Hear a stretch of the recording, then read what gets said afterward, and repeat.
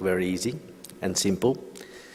Now we're going to get Simon Williams from the north of England to tell us something about the Maritime Labour Convention. A personal thank to Simon for accepting to deal with such a boring thing, which in any event has been very important. As we all know, this summer this convention has come into force. There have been few problems with flag states not yet organized to provide the certifications and so on.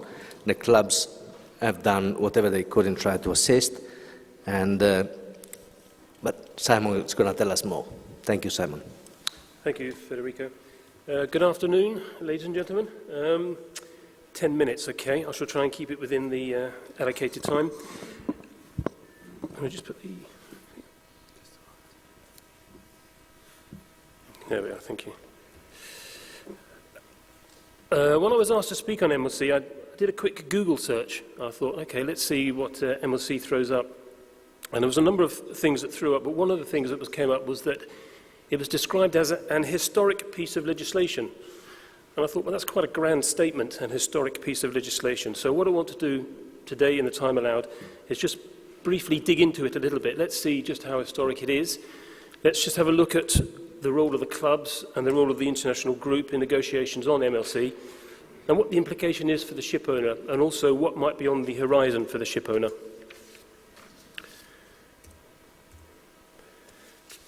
It's estimated there are about 1.5 million seafarers currently employed by ship operators, and in theory, MLC should apply to each and every one of them. Its basic aim is to protect shipboard conditions of crew employment. It's been referred to as the Seafarers' Bill of Rights. The convention entered into force on the 20th of August this year. Currently, 47 states have ratified the convention. Basically, and without going into all the detail, the convention sets out to protect shipboard conditions of crew employment, focusing on accommodation, recreational facilities, food and catering, medical health, hours of work, repatriation. It's designed to encourage compliance by ship operators and will be implemented through flag state, port state, and through the ship operator.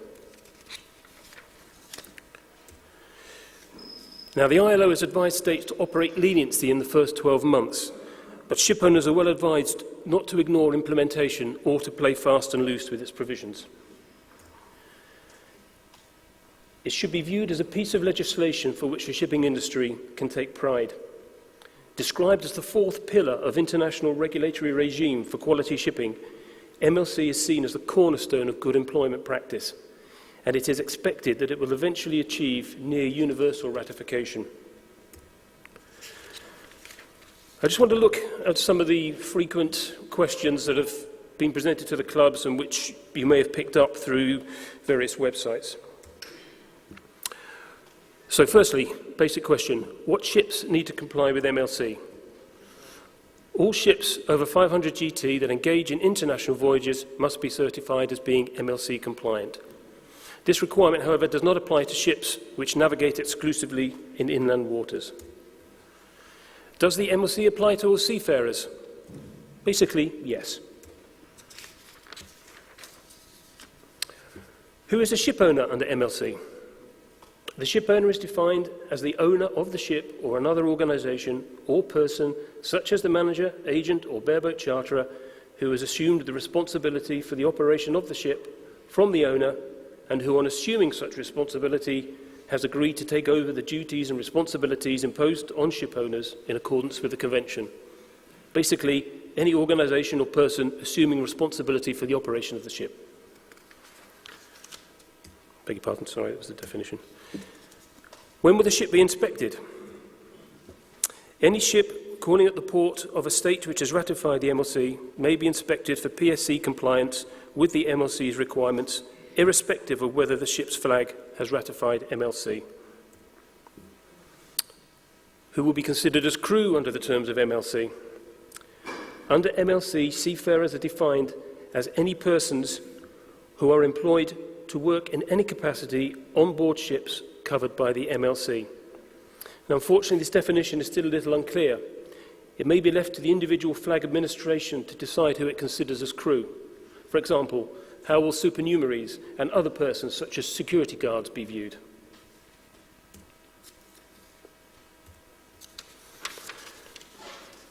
What is the position where clubs exclude cover for crew risks?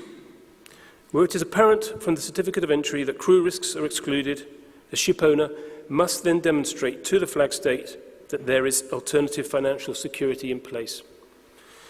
In circumstances where crew risks are partly covered by the club, partly covered by the market, then it's probably to be expected that an operator will need to produce certification from both insurers.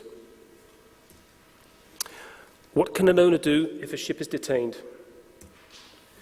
Well, it will depend on the flag state or the port where the vessel is being held up and the nature of the detention.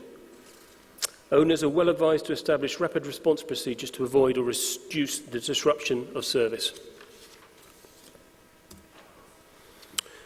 In truth, the full impact of enforcement may not be felt for some time, as flag states work to complete the inspection of ships, followed by relevant certification. Key will be flag states and port states adopting a sensible approach, particularly in the early stages. A review of implementation is scheduled for April 2014.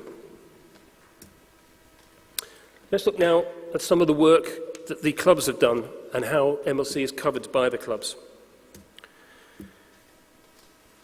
Regulation 4.2 of the MLC, sorry if this is all a bit dull, provides that flag states should ensure that seafarers and vessels flying their flag are entitled to compensation in the event of death or long-term disability due to an occupational illness, injury or hazard as set out in the national law, the Seafarers Employment Agreement or collective agreement. MLC states that financial security must be in place in respect of these liabilities. Generally speaking, these liabilities are already picked up by the P&I clubs, subject to members' terms of entry and club rules. However, MLC Regulation 2.5 provides that seafarers are to be repatriated at no cost to themselves in specified circumstances. Now, it's here, in respect to repatriation, that the clubs have had some work to do in order to accommodate members obligated under MLC. All the clubs of the international group have agreed to extend the scope of P&I cover from 20th of August 2013 to include repatriation in circumstances listed in MLC where seafarers are entitled to repatriation. However, there is a caveat. Whilst the clubs have agreed to provide cover for these liabilities in the first instance, it is not intended that these liabilities will ultimately rest with the clubs. Members, and this may include joint members named on the policy, may therefore be required to indemnify the clubs for liabilities in respect of repatriation in certain circumstances. Now, there's been some public discussion regarding potential gaps in P&I cover, mostly by parties offering alternative insurance solutions. These have tended to focus on the cost of repatriation following abandonment, since a ship owner who has abandoned his ship may well have failed to pay premiums, triggering cessor or cancellation provisions within the P&I policy. The public debate has led to a number of states seeking a clear explanation about where they stand in the event of crew repatriation following insolvency. In response to this, the international group have recently accepted a recommendation that they agree that cover for repatriation will not be terminated until 3 months after notice of termination or cessor of insurances is given to flag state or 20th of February, whichever is earlier. Given the club's position, it would appear that market cover in reality offers no more comprehensive cover than a member currently enjoys through his P&I entry, and this might go some way to explain the relatively modest take-up of these market products. However, there does remain one grey area, and that is in respect of unpaid wages. Now, these are not currently covered by MLC, as there is no requirement to provide for loss of security for such wages, although it has been agreed in principle by the ILO and may change when the ILO meets to discuss any amendments. The clubs themselves will no doubt respond to this if required to once any amendment is clear. The clubs would always prefer to assist owners rather than force them to seek alternative covers from the market.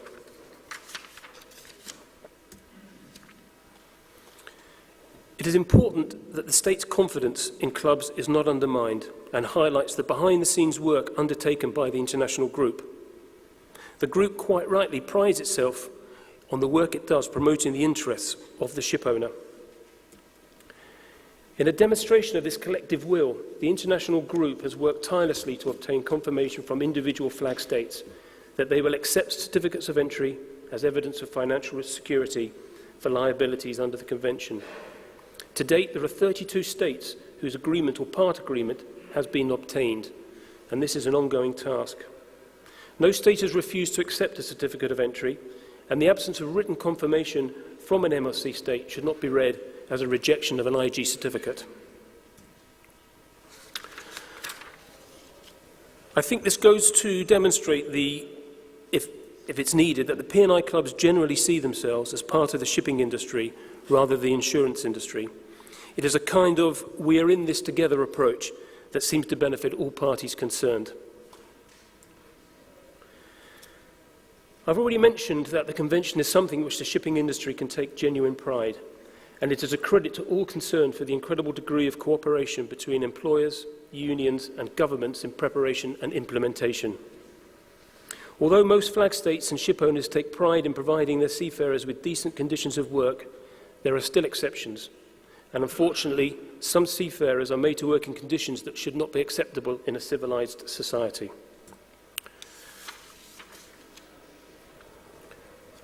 There are two basic aims of MLC.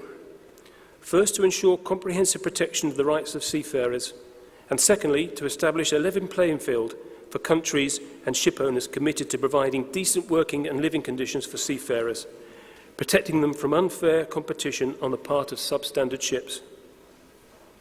There is a view that in due course, ship owners will benefit as recruiting and retaining crews will probably be easier. There should be more balance among ship owners as the competitiveness of working conditions and the rights of seafarers is equal for all. No one can reasonably argue against the basic aspirations of the Convention. Whilst there is no doubt that seafarers are the most obvious winners under MLC, it is more likely that the shipping industry as a whole will benefit. However, the Convention comes hot on the heels of other well-intended legislation which owners have had to deal with, some of which has had a greater impact than others on the operational effectiveness and activities of the ship owner. Over the last few years, we've seen the Bunker Convention, the Migrant Workers and Overseas Filipinos Act, regulation of PLC on the prevention and control of marine pollution for ships, sanctions, PLR.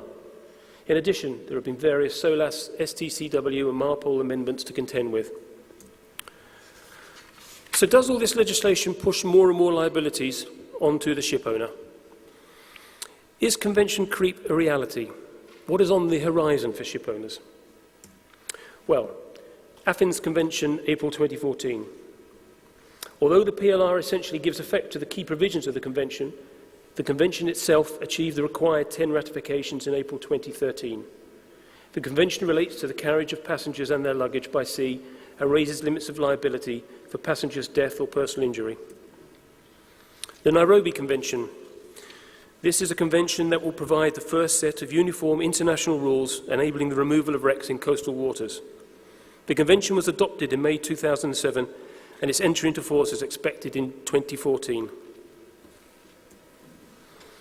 HNS Convention. 2010 HNS Convention established a comprehensive regime covering pollution from hazardous and noxious substances carried by ships, as well as the risk of fire and explosion, including loss of life, personal injury, and loss of or damage to property. However, at this stage, it seems as if HNS may be a long way off, since its entry into force will only come 18 months after the date which the 12th state has signed. Currently, there are only 8 signatory states. In addition, there are numerous amendments to SOLAS, STCW and MARPOL to be implemented in the months ahead.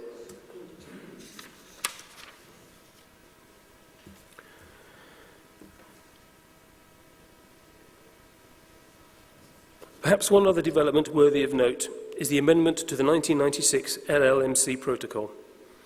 This is scheduled for June 2015, but is potentially significant to ship owners and to clubs, and it effectively increases the limits of liability in the 1996 Protocol.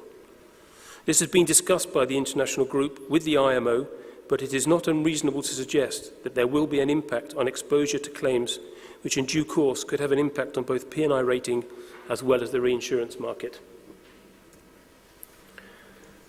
No one can deny that it is a changing and challenging environment for a ship owner, The industry is forcing the owner down a more regulatory route. But is it always generally for the best? Perhaps it is. Nearly everything these days is transported by sea, and in fact humans have sent goods by water for at least the last 4,000 years. It is an industry that often only emerges into public eye with drama or disaster. A cruise ship sinking, another oil spill. The MLC can go part way to addressing some of the negative misconceptions, and in particular has the potential to make a lasting impact. But is it historic? I guess only time will tell. Thank you.